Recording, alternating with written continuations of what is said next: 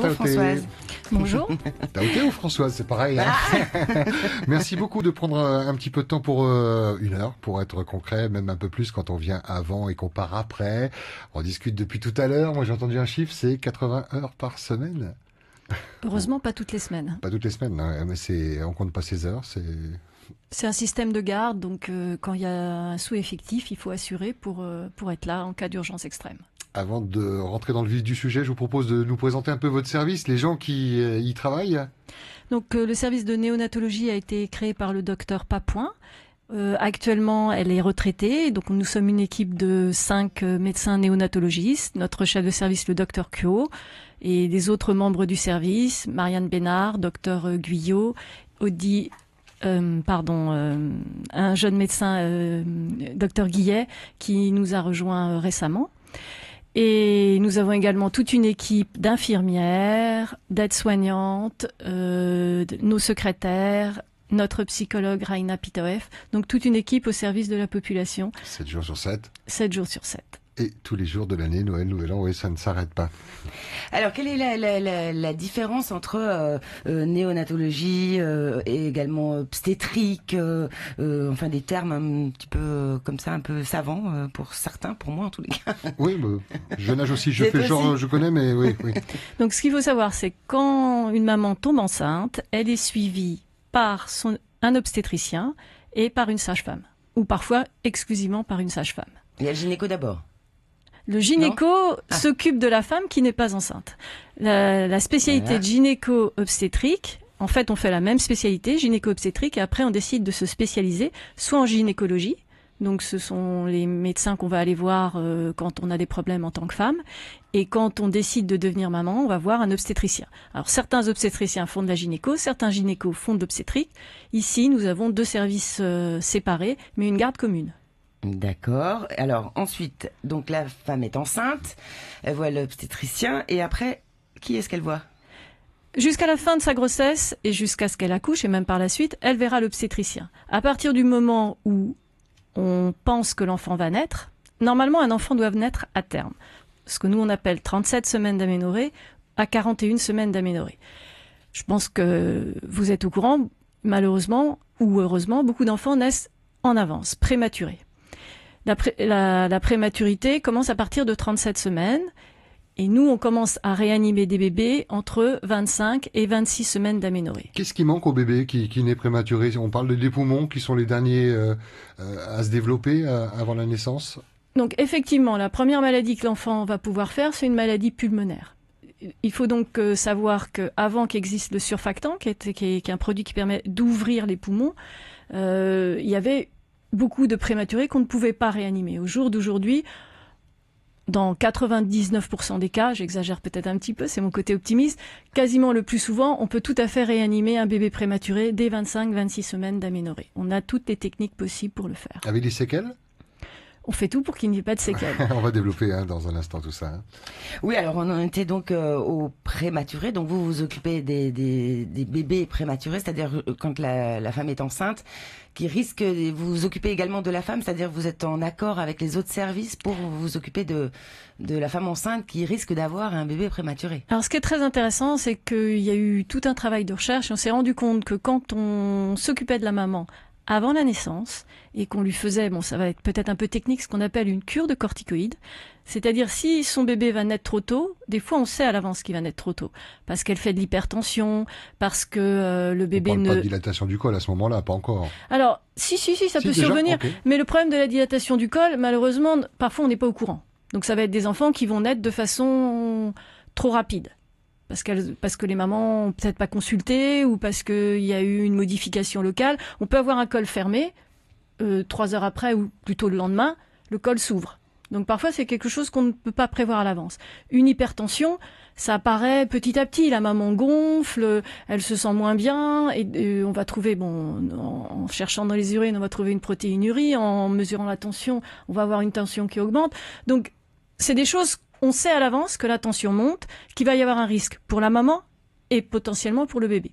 Donc ces mamans sont hospitalisées, on les surveille. Okay. Et quand elles sont hospitalisées, si on pense que la tension devient dangereuse, soit pour la maman, soit pour le bébé, on peut les amener à faire ce qu'on appelle une prématurité consentie. Ça veut dire que on accepte que l'enfant naisse en avance.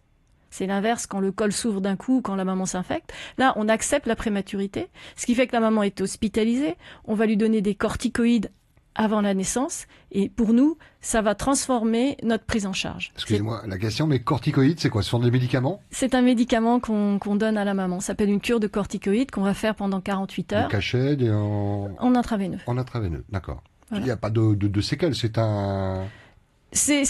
Alors, ça a été étudié. Au contraire, c'est un médicament qui va nous permettre, nous, d'avoir des prématurés qui vont beaucoup mieux évoluer de tous les problèmes qu'ils pourraient éventuellement faire une fois qu'ils sont nés. Alors, vous pouvez bien sûr apporter votre témoignage. Vous êtes enceinte, vous avez accouché d'un bébé prématuré et vous pouvez bien sûr nous appeler au 40 86 16 00 par SMS au 7 1 2 3. N'hésitez pas, on vous attend au standard. Alors, j'étais un exemple bébé prématuré ou alors c'est une maman qui se pose plein de questions, quoi. Hein. On peut imaginer quand c'est un premier bébé pour la maman, porteur du bébé et du fœtus, et le papa qui l'a conçu avec la maman, d'avoir toutes ces questions. Là, peut-être que cette émission est en train de faire peur à des mamans qui attendent un bébé. Quels sont vos mots pour les rassurer, ces gens-là, déjà, d'être suivis, d'avoir un suivi?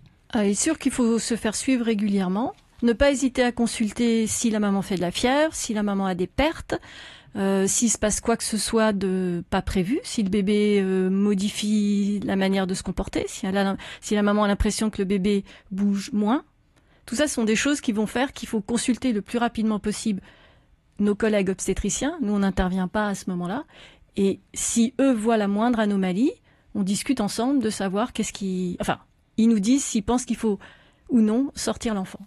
Je pense qu'on a un premier rappel au 40 86 16 00. Bien sûr, vous pouvez nous appeler sans hésiter. Si vous n'avez plus de crédit, comme dit Pascal. On vous rappelle. On vous rappelle. Vous envoyez un SMS, on vous rappelle. Gardez l'argent pour les couches.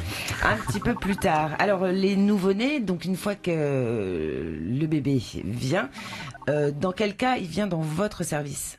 Donc il vient dans notre service s'il est prématuré, donc s'il fait moins de 36 semaines d'aménorrhée. Donc après la naissance, on est d'accord? Après la naissance. Okay. Non, on est appelé avant la naissance. On est appelé dans toutes les situations d'urgence et nous on descend en salle de naissance pour s'occuper du bébé qui va naître. Mais les soucis peuvent survenir sur un bébé prématuré, exceptionnellement sur un bébé à terme. Nous on intervient sur tous les enfants de moins de 3 ans qui ont besoin d'une aide respiratoire. Okay. D'accord. Tous les enfants de moins de 3 ans qui ont besoin d'une aide respiratoire. Et plus précisément, alors on parle de 28 jours, c'est-à-dire un bébé est considéré nouveau-né jusqu'à ses 28 jours. Exact. Le jour de sa naissance, après sa naissance. En fait, ce sont des chiffres qui permettent d'étudier quels sont les cas difficiles. Donc il y a la période J0, J28. Et il y a également la mortalité infantile, c'est les enfants de moins de 1 an. Il y a la mortalité néonatale de J0 à J28. En fait, ce sont des définitions pour nous permettre un petit peu d'étudier et de nous comparer avec d'autres centres, d'autres pays et d'autres pratiques. D'accord. La couveuse, parce que là, j'aimerais qu'on aborde ce premier habitat pour l'enfant, cette séparation de la maman, c'est pas facile à gérer, ça. La séparation, ça c'est très important. Ouais. On s'est rendu compte que l'enfant a besoin à la naissance d'être réchauffé et d'être sucré, parce qu'à l'intérieur du ventre de sa mère, il est à 37 degrés et il a du sucre en permanence. Et dans le liquide. Et dans le liquide. Dans la poche. Et donc la naissance est le moment le plus incroyable puisqu'il y a une transformation immédiate. L'enfant passe par la filière génitale et va se mettre à respirer. Il y a des modifications de pression, des modifications cardiaques, des modifications pulmonaires. Mais ça pour tous les enfants, on est d'accord. Pour tous les enfants. Mais c'est un moment absolument incroyable pour tous les enfants. Il n'y a aucune différence. Et donc l'enfant naît et il se retrouve à devoir se nourrir, réguler sa température. Donc c'est un moment où il faut vraiment le réchauffer. Nous, effectivement, si le bébé est prématuré, on est obligé de le mettre dans une couveuse pour que la chaleur soit suffisante, que l'humidité soit suffisante. Mais sur un bébé à terme, qu'est-ce qu'on va proposer à maman? Le pot à pot. Oui. Donc se retrouver le plus proche possible de la nature. Et on se rend compte qu'un enfant, quand il est contre le cœur de sa mère, qu'il a entendu battre tout le long de la grossesse, donc de son développement, il est mieux, il régule mieux sa température, il régule mieux son sucre, et on peut régler énormément de problèmes juste en mettant bébé peau à peau. Ça, c'est quand tout va bien. Quand il est dans la couveuse, alors peut-être qu'il a la température, mais il n'y a pas le contact, il doit y avoir des manques aussi chez le bébé, pas que chez la maman. C'est pour ça que dès que c'est possible, dès que l'enfant est plus stable, au sein de notre unité et de toutes les unités de néonates, on fait ce qu'on appelle le NIDCAP. Le NIDCAP, c'est quelque chose c'est tous les soins de développement qui vont permettre de se rapprocher le plus possible d'une grossesse normale. C'est pour ça qu'un enfant prématuré n'a pas vraiment besoin de contact avec la lumière ou de contact avec le bruit. Il a besoin qu'on soit le plus doux possible. Il faut bien reconnaître que en réanimation, on va être amené à faire des gestes, on va le piquer, on va parfois être amené à l'aider à respirer. Donc nous, on essaye de mettre au maximum des aides, que ce soit des traitements des médicaments pour qu'ils ne sentent pas la douleur. Quand on va faire une piqûre, il va y avoir tout un phénomène de réassurance et pour protéger l'enfant, parce qu'on a pu mettre en évidence que plus on est agressif, moins on a de bons résultats au niveau du développement neuropsychologique dans les années qui suivent. Et combien de temps les bébés peuvent rester dans une couveuse? Alors, combien de temps? En général, en réanimation néonatale, nous on les garde jusqu'à peu près 1,8 kg, 2 kg. Ça dépend un petit peu des enfants, comment ils se débrouillent, comment ils régulent leur température. Ce que je dis moi souvent aux mamans, c'est que quand elles arrivent, elles continuent leur grossesse, que la grossesse va se poursuivre jusqu'au terme. Donc ça veut dire qu'un bébé qui naît à 26 semaines, il aurait dû naître à 41. Ça peut représenter jusqu'à 3 mois d'hospitalisation. C'est long. Mais c'est nécessaire pour pouvoir... Et nécessaire. Il faut, c'est une épreuve, il faut pas mentir, mais c'est une épreuve qu'on essaye d'accompagner au maximum par toute une équipe, comme je vous l'ai dit tout à l'heure. Et c'est véritablement... Il faut essayer de mettre du positif. Je vais pas dire qu'avoir un bébé prématuré, c'est que du positif, mais le papa participe à ce moment. Il est là, alors qu'il est plutôt...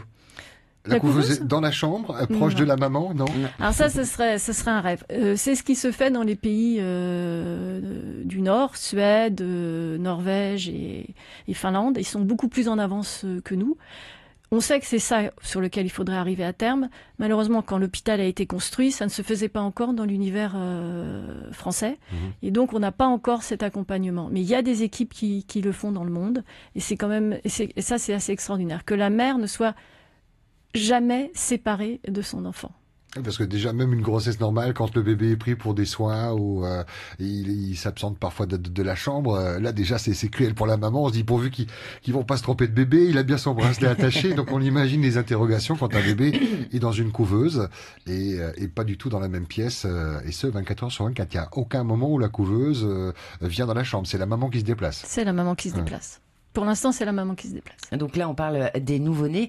On va parler tout de suite des mamans quand elles sont enceintes. Est-ce que ça diffère par rapport à, le fait d'avoir un prématuré, d'être enceinte, d'avoir, je sais pas, par exemple, peut-être au niveau de la nourriture, peut-être avoir fait du sport, peut-être avoir fumé. Ou l'hérédité. Je ne sais pas. Oui, voilà. Qu'est-ce qui amène le fait qu'on puisse avoir un bébé prématuré?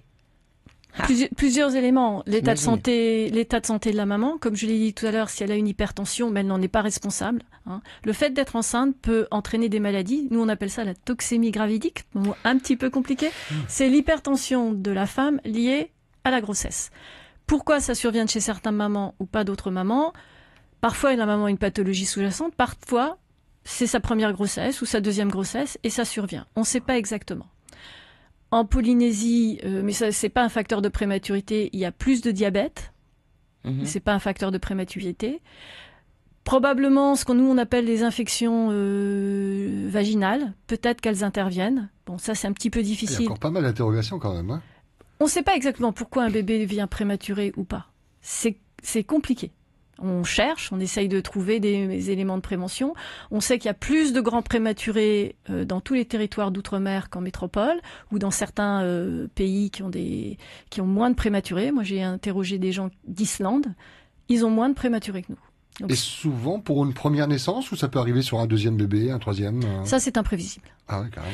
L'ouverture du col, en général, c'est une maman qui a un col ouvert et qui va avoir un col ouvert à toutes ces grossesses. Donc à ce moment-là, on peut proposer un cerclage. C'est véritablement l'obstétricien qui va suivre la grossesse de la maman et qui va pouvoir dire là ça va pas. Et effectivement, tu en as parlé tout à l'heure, quand on a des bébés qui ont des anomalies, nous on dit chromosomiques, ce sont souvent des enfants qui vont avoir des problèmes pendant la grossesse.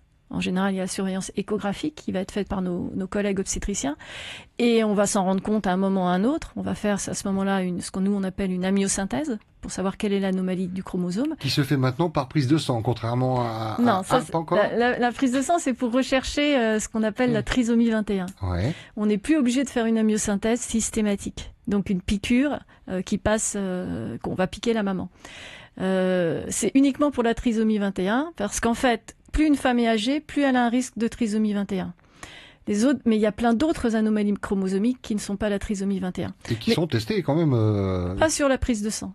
Okay. C'est sur la surveillance échographique. Si on a des signes qui nous disent que le bébé a peut-être une anomalie, à ce moment-là, on peut faire ce qu'on appelle une amyosynthèse ciblée pour savoir si l'enfant a une anomalie chromosomique ou pas.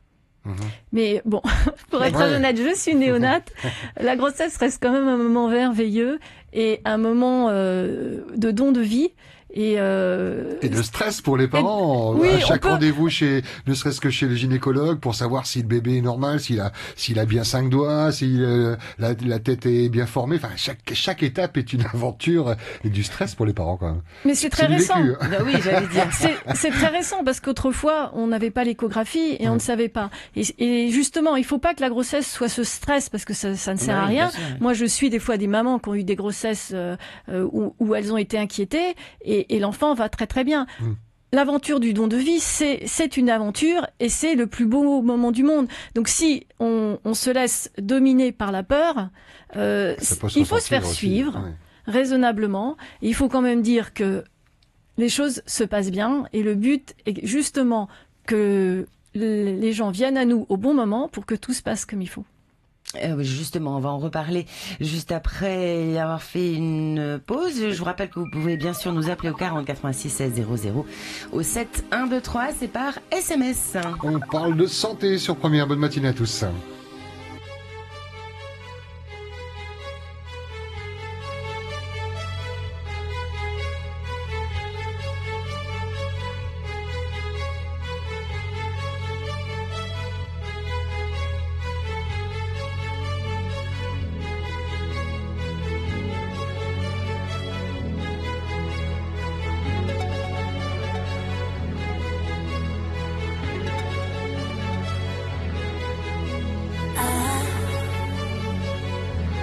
Des gouttes salées ont déchiré l'étrange pâleur d'un secret.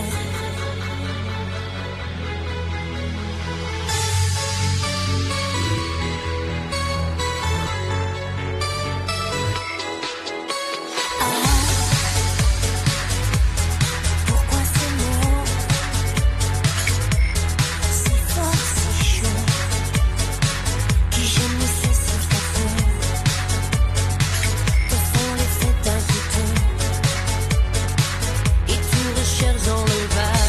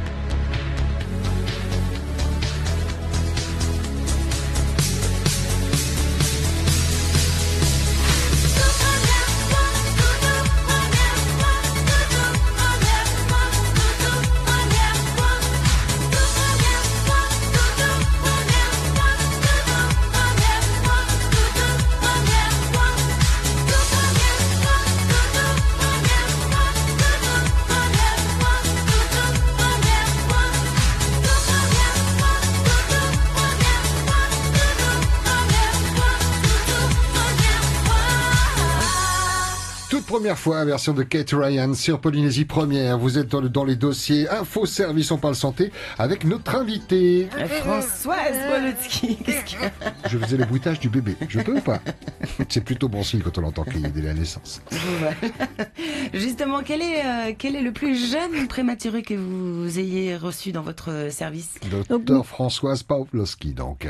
Pawlowski, oui. Pawlowski. En fait, on commence à réanimer à 500 grammes et 25 semaines d'aménorrhée. Donc ça semble être des tout petits bébés, mais pour nous, on a la notion que c'est des bébés qui existent. 500 grammes, excusez-moi, pour donner, c'est quoi? Ça tient dans 2 mains? Oui. Ça tient, enfin le bébé tient dans 2 mains? Oui. Ouais. Une main même, non? Aussi. C'est quelque chose, ça peut sembler impressionnant, mais Parce que l'enfant... c'est fragile déjà, un bébé qui fait 3 kilos, mais 500 grammes, c'est pépite. C'est tout petit, mais c'est le regard que l'on porte sur l'enfant. Il est là, il est présent, il bouge, il réagit. Donc on n'a pas... C'est une histoire de proportion. Vous avez un enfant de 3 kilos, vous le trouvez tout petit, et quand il fait 6 kilos, vous avez un autre regard. Donc nous, on voit des bébés petits. Ce qui compte, c'est leur présence, c'est ce qu'on ne peut leur donner, ce qu'ils nous donnent au quotidien. Comme quoi, hein. Ouais. On a évoqué dans la première demi-heure quand ça se passait pas bien. Vous-même, on a parlé de votre dada, de faire pas de la prévention, mais d'aborder, de dialoguer beaucoup avec les futures mamans. On a aussi beaucoup de positifs dans vos services. Il y a beaucoup de naissances qui se passent bien après être passées par la couveuse. On est d'accord? Oui, heureusement. Oui. C'est pour ça que j'ai choisi d'ailleurs cette spécialité. C'est une spécialité qui a beaucoup de bonheur, qui a beaucoup de points positifs de temps en temps. Et donc on se bat au quotidien pour que les choses se passent bien. C'est vrai que moi je travaille beaucoup sur la prévention. Je pense qu'il y a beaucoup de mamans qui m'ont déjà entendu. Et ce qui est important, c'est quand on vient d'être maman, on vient d'avoir un bébé, être bien au courant qu'un bébé c'est fragile jusqu'à 3 mois et que si il est malade, il a le moindre signe, ne pas hésiter à consulter un médecin. C'est une période de la vie très particulière. Il suffit qu'on ait plus de 38 de température avant 3 mois, il faut venir nous voir. Si on vomit, il faut venir nous voir. C'est pas la même chose que les régurgitations. Vomir, ça va retentir sur le poids. Et s'il y a un changement de couleur, comme un vomissement vert, il faut vraiment venir nous voir. Que ce soit alimenté par le titi-maman ou les biberons, on est d'accord, hein? Tout mode de vomissement, ça va retentir soit sous la courbe de poids. Et la couleur va avoir de l'importance. De la même manière, si un bébé de moins de 3 mois tousse, à la diarrhée aussi, ça va retentir sur la prise de poids, sont des choses pour lesquelles il faut venir. Même si on a simplement un nez bouché, il faut venir nous voir. C'est un message que je donne vraiment totalement au quotidien aux mamans. Votre bébé avant 3 mois est malade, venez nous voir. C'est une période de grande fragilité. Et se faire confiance aussi. Les urgences, comment les parents gèrent ça? On sait qu'on voit sur les réseaux sociaux que les gens qui se rendent aux urgences disent qu'ils attendent beaucoup, que même des personnes passent devant. Est-ce que c'est prioritaire quand un maman vient avec son bébé? Vous savez ça, comment fonctionne l'accueil? On essaye préférentiellement de voir les bébés de petits. Bon ça, nos collègues urgentistes ont l'habitude. Un bébé de moins de 3 mois qui arrive avec de la fièvre aux urgences sera pris de façon prioritaire. Et les îles? Les îles, on est en contact avec eux, ils nous appellent, ils nous demandent notre avis. Donc on répond au quotidien. Si un enfant a un problème à Wapou, on va recevoir 3 ou 4 coups de téléphone. On va faire le maximum pour que cet enfant, s'il en a besoin, nous rejoigne le plus rapidement possible. Bon, c'est sûr que ça va être plus simple pour un enfant qui a pas ma taille, par exemple, que pour un enfant qui arrive d'une vallée isolée de Wapou. Mais on est toujours en contact téléphonique. Notre problème, c'est les faire venir. Donc, comme je dis, de Wapou, il va y avoir le speedboat pour arriver à Nukuiva. Après, il va falloir prendre une voiture pour aller à l'aéroport avant de nous rejoindre. Mais on est toujours en dialogue. Le médecin ou l'enfant n'est pas isolé. Après, effectivement, il y a ce temps incompressible. Ah oui, donc vous vous occupez des prématurés et de ceux qui ont plus de 3 mois. Donc, on s'occupe, dans votre service. En réanimation néonatale, on s'occupe de tous les enfants qui ont besoin d'une réanimation jusqu'à 3 ans. Et on est de garde, en fait, en collaboration avec les pédiatres. D'accord. On va retrouver peut-être une personne en direct sur la première au 40 86 16. 0-0. On va avec Thierry, notre réalisateur qui est sur sa tablette, d'où les mots surf paddle pour le canaliser vers nous un petit peu. Et peut-être pas papa, si il est papa de deux filles qui sont grandes. Oui, ils sont grandes maintenant. C'est pas des bébés prématurés. Pas concerné par le sujet. Est-ce qu'on prend cette personne ou pas à l'antenne? Non, on est d'accord. Peut-être une question hors antenne. Alors, la prévention, vous parliez donc de prévention, vous parliez également donc des bébés une fois qu'ils sont nés, s'il y a des problèmes. Et pour éviter donc ces problèmes, qu'est-ce que vous conseillez aux mamans? Nous, on leur conseille, donc déjà pendant la grossesse, elles donnent des anticorps à leur bébé. Après la naissance, ces anticorps passeront par le lait maternel. Si c'est possible, bien sûr, oui. Le mieux est de proposer ce qu'on dit le titi mama. Si c'est possible, c'est une bonne chose. Si ce n'est pas possible, il y a d'autres alternatives. Essayez de protéger quand il y a des frères et sœurs très enrhumés. Essayez quand il y a des oncles et des tatis très enrhumés de ne pas faire de bisous au bébé quand il est tout petit, si c'est possible. On peut être en contact, mais si on n'est pas obligé de faire un bisou quand on est enrhumé et qu'on tousse énormément. Se laver les mains, ça c'est important également. Il y a également qui est très très important, c'est la manière dont le bébé est couché. Il faut coucher le bébé sur le dos, dans une ambiance ni trop chaude ni trop froide. Pas de tabac, pas de tortillon, pas de parfum d'intérieur, toutes ces choses-là qui sont pas bons pour la respiration de bébé. C'est très important qu'il ne puisse pas s'enrouler dans des couvertures ou dans des oreillers. C'est pour ça qu'on conseille les gigoteuses ou les turbulettes. C'est ce genre de choses. Turbulette. C'est gigoteuse, c'est pareil. D'accord. On trouve ça au supermarché. Sinon, c'est important aussi que l'enfant dorme dans un espace à côté du lit des parents. On conseille pas trop le cododo, même si c'est quelque chose. En fait, quand le cododo, c'est-à-dire le cododo, c'est la maman qui dort avec son bébé. Ah, oui. Mais parfois, elle peut avoir du mal elle peut être très fatiguée, elle peut avoir du mal à se retourner. Et puis, ce qui était également extrêmement important, c'est dans la tradition européenne, on ne portait pas les bébés et donc on n'avait pas l'habitude de tenir la tête. Les bébés étaient mis sur les berceaux. Je ne sais pas si vous avez encore la mémoire des gros berceaux. Trop jeune. Trop jeune. Enfin, dans les photos qu'on peut voir dans les années 50 ou dans les années 60. Et donc, les mamans polynésiennes ont plus cette tradition. C'est vraiment important de bien tenir la tête du bébé, soit avec la main, le bras, pour que la tête ne parte pas dans tous les sens. Une autre chose qui est importante, c'est de bercer les bébés sans les secouer, parce que la tête reste très très fragile. Donc faire attention au bébé. Et quand on n'arrive plus à s'en sortir, que bébé se met à pleurer beaucoup, faut vraiment pas hésiter, soit à appeler un médecin si c'est possible, soit aller voir un médecin. Mais parfois il suffit d'une tatie, d'une grand-mère et d'un relais, parce qu'il y a un phénomène de fatigue, d'épuisement qui est naturel. Et une personne qui va venir va prendre bébé et parfois réussir juste à le calmer parce que la maman n'en peut plus et qu'elle a juste besoin d'un petit moment de repos. Quelques minutes. On va parler également de la nourriture. Là, on revient peut-être à la femme enceinte. Qu'est-ce que vous conseillez comme nourriture pour une femme enceinte? Manger normalement. Ça, il n'y a pas de problème particulier. Effectivement, tu avais parlé tout à l'heure, éviter tout ce qui est drogue. Tabac, alcool, café. Peut-être pas trop. Ouais. Je crois pas qu'il soit complètement interdit. Il y a certaines boissons dont on connaît pas très très bien la composition. Je pense que c'est pas ce qu'il y a de mieux. Toutes les boissons énergisantes, tout ce genre de choses, ça n'a pas encore été étudié, mais je pense que il faut vraiment faire attention. Les médicaments aussi. Bien sûr. Il y a certaines mamans ne se savent peut-être pas enceintes, mais il y a beaucoup de médicaments contre-indiqués pendant la grossesse, donc faire confiance à son obstétricien. C'est vrai que les jeunes femmes, parfois on part en bringue et l'alcool au début de grossesse et même pendant la grossesse, c'est pas une bonne chose. Bon, les mamans arrêtent bien de le tabac et l'alcool dès qu'elles se savent enceintes. C'est plutôt avant de le savoir. Les mamans évoquent souvent un changement d'alimentation aussi au moment de la grossesse où on devient plus sucré ou plus salé. Ça, on l'évoque de votre côté, ça. Ça dépend des mamans. Ça change pas grand-chose, non? Ça va? Quelqu'un qui mange que du poulet rôti avec des frites ou qui va plutôt se diriger sur le chocolat, la fraise, souvent évoqué dans les clichés. Le problème, c'est la prise de poids et la régulation du sucre.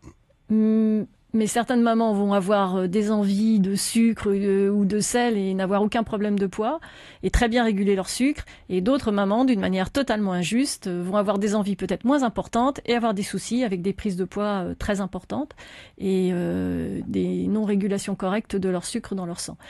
Pourquoi ? Et c'est pareil pour la nourriture. Une fois que le bébé est là, par exemple, elle continue à lui donner le sein. Est-ce qu'elle doit changer sa nourriture? Est-ce qu'elle doit faire attention à certains aliments, à certaines choses? Manger varié, de tout, ni trop salé, ni trop sucré. Même le chou, tout ce qui est chou-fleur, chou. Ça peut donner des gaz. Voilà. Après, ce que je dis toujours, c'est qu'il faut s'adapter à soi, à bébé.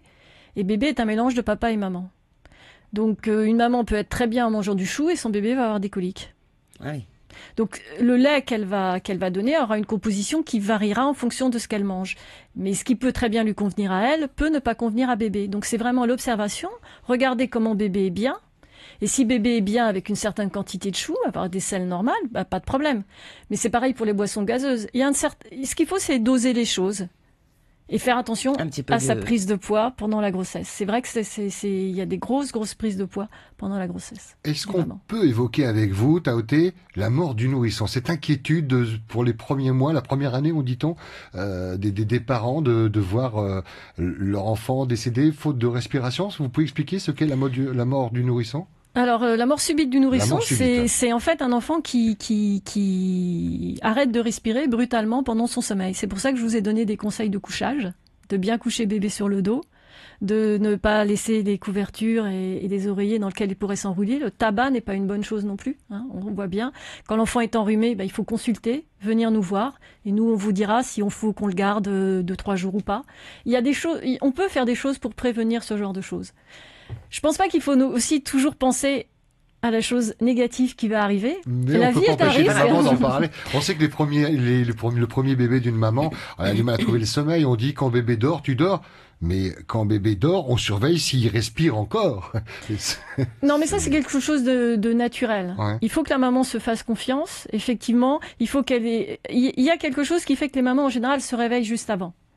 Et il faut vraiment essayer de se faire confiance, s'écouter, ne pas s'inquiéter. Bon, c'est facile à dire, ne pas s'inquiéter. Tout le monde s'inquiète. Mais même quand j'ai un bébé très prématuré qui va arriver, je dis toujours aux mamans, je ne sais pas ce qui va t'arriver à toi ou à moi tout à l'heure. Et il faut accepter cette grande leçon je dirais, de la culture polynésienne, d'accepter le moment présent et ne pas savoir. Il y a certaines questions qui vont être posées par les mamans papas qui ne seront pas posées par une maman polynésienne. Par exemple? Les dents. Quoi, les dents? Une maman polynésienne ne me demandera jamais, Toté, quand est-ce que bébé va avoir ses dents. C'est quelque chose que j'ai découvert. J'ai travaillé un moment à moitié ici en Polynésie et l'autre moitié en métropole à Saint-Vincent-de-Paul, où sont des femmes beaucoup plus âgées, beaucoup plus qui ont des enfants beaucoup plus tardivement. Et c'était extrêmement étonnant de voir totalement la différence de manière de fonctionner entre ces deux univers que je faisais en même temps. Je venais ici faire un remplacement et je rentrais en métropole voir d'autres mamans. Et je voyais des questions qui étaient différentes. Je ne dis pas qu'une maman polynésienne n'a pas peur pour son bébé. C'est les questions qu'elle nous donne qui est différente, la manière de vivre les événements qui est différente. Après, on fait tout pour que l'enfant se porte bien et que les choses se passent bien. Dans le meilleur des cas. Les mamans des îles. Les mamans des îles. Cool. Nombreuses familles d'ailleurs. Est-ce que ça peut arriver justement qu'il y ait une maman qui est, je sais pas, au bout de son 6e, qui soit prématuré? C'est vraiment... n'importe qui peut avoir un enfant prématuré. N'importe quelle maman. Il y a plus de risques aux âges extrêmes, c'est-à-dire des mamans très jeunes et des mamans très âgées, ou des mamans qui ont des pathologies, comme... Effectivement, le diabète, qui ont... Non, le diabète, un peu plus, mais pas la grande prématurité, c'est essentiellement l'hypertension et les infections, ce qu'on appelle des infections néonatales. Il peut y avoir des opérations in utérus, oh là là. In utero. In utero, oui, voilà. Les opérations in utero se font pas ici, hein, mais en métropole. Il y a de plus en plus d'anomalies qui peuvent être opérées in utero. Il y a des équipes de Necker qui, par exemple, vont opérer des hernies diaphragmatiques avant la naissance du bébé. La hernie diaphragmatique, c'est quand toute une partie de ce qu'il y a dans l'abdomen va passer dans le poumon. Ça va donc comprimer le poumon. Et celui-ci ne va pas se développer. Une fois qu'il ne sera pas développé, on ne pourra pas le développer après la naissance. Donc systématiquement, ils sont évassanés. Si le diagnostic a été fait, on a comme ça toute une catégorie de pathologies qui sont d'ailleurs beaucoup moins graves que la hernie diaphragmatique, qui vont être évassanées. On travaille avec la France, on travaille avec la Nouvelle-Zélande, et selon la gravité, selon la pathologie, on envoie en Nouvelle-Zélande 5 heures d'avion, c'est plus court, ou avec la France, il faut qu'on ait un enfant plus stable pour pouvoir l'envoyer en France. Et effectivement, envoyer des mamans avant la naissance avec un problème particulier, oui, c'est extrêmement fréquent. Ça, c'est fait par nos collègues, les obstétriciens. Donc c'est en général 2-3 mois avant qu'elle accouche. Ça c'est eux qui décident. On discute avec les équipes. C'est les médecins qui font les échographies, qui discutent avec les équipes de France, et on prend des décisions dont le terme est collégial. Et on accompagne évidemment la maman à chaque étape pour la rassurer. Elle part avec le bébé, on est d'accord. Ah ben là si c'est une hétéro, elle part avec le bébé. J'aimerais qu'on évoque, si vous voulez bien, est-ce que vous vivez, pas au quotidien, mais quand vous sortez ce bébé de la couveuse et que vous le remettez enfin à sa maman, au contact de sa maman, c'est quoi? C'est comme une deuxième naissance? Comment vous vivez la chose, vous? Moi, je trouve ça magnifique. J'ai des souvenirs assez extraordinaires. Une fois, j'avais eu comme ça tout un groupe de 5 prématurés. Et il y a un papa des Australes, c'était juste la veille de Noël, qui est arrivé avec... je sais pas. Non, avec on dit pas litchi, des canettes. Des petites canettes. Voilà. Il avait jamais vu sa fille. Et il a eu un geste absolument extraordinaire que j'ai dû voir. Il a pris son bébé et il l'a monté au ciel. Et sa petite fille de 8 ans a été gênée. Genre le roi lion, là, en haut de la falaise. C'était absolument extraordinaire. Il n'avait jamais vu son enfant. Et la petite sœur de 8 ans était gênée. Elle dit, papa, viens. Et ils sont rentrés dans une chambre. Donc j'ai senti que c'était un moment d'intimité. Il y a des moments aussi où nous, qu'on se retire un tout petit peu. On peut pas toujours être présent. C'est peut-être un peu le problème des médecins, enfin des équipes médicales en général. Et il y a des moments qui appartiennent aux familles et qui ne sont pas de notre domaine. Et ce jour-là, j'ai senti que ça ne nous appartenait pas. Il faut savoir doser, un moment où se retirer, laisser l'intimité. Oui, puis j'imagine que les histoires se ressemblent et certaines pas du tout, quoi. Enfin, les réactions sont différentes. Chacun intervient avec sa propre histoire, son histoire familiale, culturelle. Il y a l'histoire du papa, il y a l'histoire de la maman. C'est une épreuve d'avoir la naissance d'un enfant, qu'il soit prématuré ou à terme. C'est un moment de bouleversement. Donc c'est un moment aussi où nous, on partage, on découvre, on apprend. Est-ce que les papas peuvent passer la nuit auprès de leur femme et puis éventuellement de bébés quand ils sont dans votre service? Nous, il n'y a pas de limite pour la visite du papa et de la maman. Matin, après-midi, oui. Il n'y a pas d'horaire de visite. Non, pour le papa et la maman, il n'y a aucune visite. Ils peuvent être là sans limite. Actuellement, on essaye de mettre ce qu'on appelle le mot est chauffeuse. Enfin, c'est un endroit où ils peuvent dormir à côté de leur bébé. Dans certains pays nordiques, effectivement, le papa a sa place. Pas encore tout à fait chez nous. C'est pas encore dans les mœurs, c'est pas dans la culture française. Tout est en évolution, hein. Moi, j'ai vu des services de pédiatrie et de néonat où les parents n'avaient pas le droit de rentrer. Tout début de mes études, où on voyait encore, il y avait une interdiction de contact. Donc les choses ont déjà... Ça a évolué vers le bien, alors. Oui. Vers la notion que la grossesse est une continuité et que c'est un tout, et on s'est rendu compte que c'était en agissant sur la grossesse qu'on avait des bébés qui allaient mieux, et donc tout ça a été étudié, et c'est vrai que c'est un tout, c'est dans le lien. Est-ce que les parents évoquent avec vous les Rao Tahiti ou ils en parlent ça pour les bébés qui sont dans la couveuse par exemple?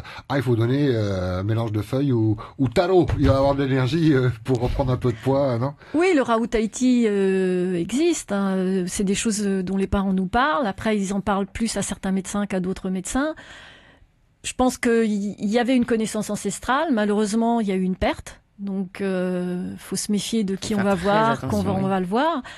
Ça serait, il y a sur le tout petit, moi je m'en méfie parce que c'est quand même un enfant extrêmement fragile, mais on peut pas nier que parfois sur des pathologies dermato de l'adulte, il y a des choses qui Il y a du positif et il faut s'en méfier aussi. Il faut s'en méfier sur le tout petit, c'est pas quelque chose que je conseillerais. Juste, je voulais revenir donc aux papas. On va penser également aux papas quand ils arrivent et qu'ils voient leur tout petit bébé qui est donc prématuré.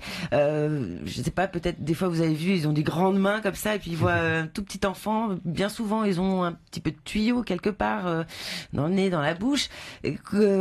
Comment ils sont, comment ils font? Il y a un moment d'émotion. Il y a un moment où parfois le papa prend sa place tout de suite. Il soutient énormément la maman. Une fois, j'ai vu un papa qui était d'une gentillesse incroyable. Il arrive, il voit son bébé, il a été tellement choqué qu'il m'a dit « Ah, c'est pas le mien ». Ah ouais, carrément. Ça n'a pas duré longtemps, mais c'était vraiment le cri du cœur. Il a pas de tuyau, normalement. Ça a duré. Après, tout est possible. C'est aussi un moment, où le lien peut se créer. Il se crée petit à petit. Il faut laisser le temps au papa. Donc, il y a des papas qui tout de suite vont investir leur bébé, le mettre peau à peau. Et puis, il y en a d'autres qui vont dire, c'est trop tôt, je peux pas. Il faut respecter. Chaque histoire appartient à une famille, à un couple. Et nous, on n'est pas là pour dire, il faut faire comme ci ou il faut faire comme ça. Les papas peuvent prendre leur bébé peau à peau quand ils sont prêts. Très bien. Les photos des bébés sont affichées dans le service? On a la chance d'avoir une association des prémas de Polynésie qui nous a fait un magnifique cadeau. J'ai été extrêmement émue. Et d'ailleurs, dans l'espace où arrivent les parents, on a maintenant la photo de toute une série de prématurés et comment ils étaient quand ils étaient dans nos services et comment ils sont au jour d'aujourd'hui. Et je trouve que c'est une magnifique entrée vers la vie. Une très belle histoire. On va poursuivre en musique. Oui, petite pause et puis on va laisser la conclusion à notre invité. Et encore merci d'être là ce matin. On imagine les mamans qui ont eu pas mal de réponses à leurs questions et qui vont vivre une grossesse on ne peut mieux avec quelques informations. À tout de suite. Collie, Bud, Good Life. Next shot for the week when me hard. 3 shots make me burn out me chop. When me look for me check me feel like me get robbed. 4 shots we bring in party season. This shot me take just for no reason. 6 shots make me almost forget about the whole damn week me get a beating. Sometimes in all my life I don't stand up. All the vibes and burn me marijuana. Right now, me ready to go turn it up. Give me the rum with the chaser. I got some trees, me want to roll it up for me forget me buy paper. This night going down in history. Nobody can come talk shit to me. Cause all me need is some girls and weed and a little bit of liquor and the dogs were close to me.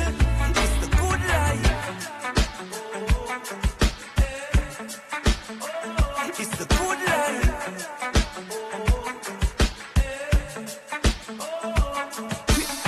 End of the month, come the rent up here, but fuck it. Tell the boss to come in today, me ducking. Cause the party a shot and me nah leave. And me have a hot girl especially. Cause anyway the good vibes there, me love it. Music off in me life, put nothing above it. And my life will live so me want me. Move to my own business. Sometimes in all my life I don't stand up. All the vibes and burn me marijuana. Right now, me ready to go turn it up. Give me the rum with the chaser. I got some trees, me want to roll it up for me forget me buy paper. This night going down in history. Nobody can come talk shit to me. Cause all me need is some girls and weed and a little bit of liquor and the dogs were close to me. It's the good life. It's the good life. It's the good life. It's the good life. It's the good life. Alors, je dis le titre, tu dis l'interprète, Good Life, et l'interprète, Collie. Buds. Ah oui, c'est Buds. Pourquoi ils ont mis 2D? Je ne comprends pas. Allez, on va en arriver à la conclusion avec notre invitée Taoté Françoise Pawlowski. On parlait au antenne, on se disait tiens, ce serait bien de terminer par une petite anecdote. Alors, il y en a plein, c'est ça le truc, hein, dans la tête. Il y a plein de pays. On a réanimé un petit Chilien, un petit Américain qui était venu faire du tourisme à Bora Bora. Ah. Donc on est connecté avec eux. Non, on a beaucoup de très très beaux souvenirs. Parfois on est invité à des cérémonies religieuses, à un baptême, à une... C'est la famille presque. Vous faites partie de la famille parfois, vous et vos collègues. C'est ou en tout cas proche. Une étape importante au sein de la famille. C'est quelque chose de proche. C'est pas tout à fait la famille, mais c'est vrai que c'est beaucoup d'émotions. Les gens nous donnent beaucoup de choses. Ils viennent avec leurs histoires, leur culture, et on en sort plus riche. Et le soir, quand vous rentrez, vous arrivez à faire abstraction de certaines douleurs ressenties dans la journée, des souffrances de la part des familles quand ça se passe pas toujours bien, ça va? Par moment, on a besoin de ce qu'on appelle une soupape de sécurité.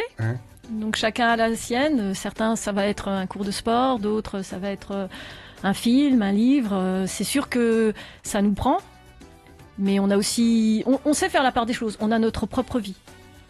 Vous êtes maman? Non. Non. Alors, ça, un marrant. message, c'est votre dada, c'est la prévention, c'est-à-dire vraiment prévenir en amont, c'est-à-dire bien avant que vous ayez des problèmes. Si vous en avez, n'hésitez pas à consulter. Donc, on va rappeler quand même les problèmes et dans quel cas il faut urgemment vous consulter. Si votre enfant est malade avant 3 mois, venez nous voir. Si vous avez de la fièvre ou des pertes et que vous êtes enceinte, allez voir votre sage-femme. Plus tôt on agit, mieux les choses se passent. Et puis écoutez-vous. Voilà ce que j'aurais un petit peu à dire. Et puis vous remercier pour cette invitation. Donc je vais juste revenir. Donc c'est bébé s'il a de la fièvre. Avant 3 mois, s'il a plus de 38 de température, s'il vomit vert, s'il fait caca blanc, s'il est gêné pour respirer, s'il a le nez qui coule. S'il y a tout signe possible de maladie, il ne faut pas hésiter à voir le médecin dans la journée, alors que par la suite, c'est en fonction de son inquiétude. Un enfant qui a 38 de fièvre, qui joue, quand il est plus âgé, la maman doit faire confiance. Est-ce qu'elle est inquiète ou est-ce qu'elle n'est pas inquiète? Ce qui n'est pas vrai avant 3 mois. Le 15, numéro unique pour tomber sur les urgences, où qu'on soit dans les îles, ça fonctionne aussi, le 15. Oui, il n'y a pas de souci, mais on peut simplement aller voir même un médecin généraliste, même l'infirmier du dispensaire, qui n'hésitera pas à nous appeler s'il y a besoin. Allez consulter un professionnel de santé. On va souhaiter bon courage à toutes ces mamans. Et éviter les raoutaïtis chez les tout-petits. Oui, on attend. Faut attendre. On va voir le médecin. Maruluru, merci beaucoup Gilles. On va saluer toutes les mamans qui nous ont écoutés, qui ont peut-être stressé ce matin ou qui ont eu quelques informations. Au début, on a bien plombé le truc. Ouais. Ça peut arriver à tout le monde. Non, bon courage, c'est l'aventure d'une vie, le mot que j'ai souvent évoqué. Et puis les dents surtout, n'oubliez pas les dents. Mais alors les dents, t'as ôté alors. Maruluru, bon retour de votre service. Vous saluez tous nos collègues, vos collègues. Vos collègues, bien sûr.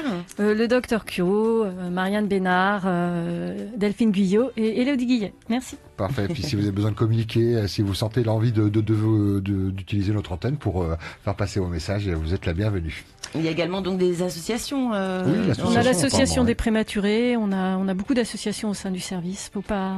Accompagnement des familles, c'est ça surtout. Beaucoup d'accompagnement, beaucoup de choses pour faire. On essaye de prendre ce qu'il y a de positif ailleurs et de le développer ici. Et ça, c'est chouette. J'aime le positif. 8h, 11h, c'est que du bonheur. Et aujourd'hui,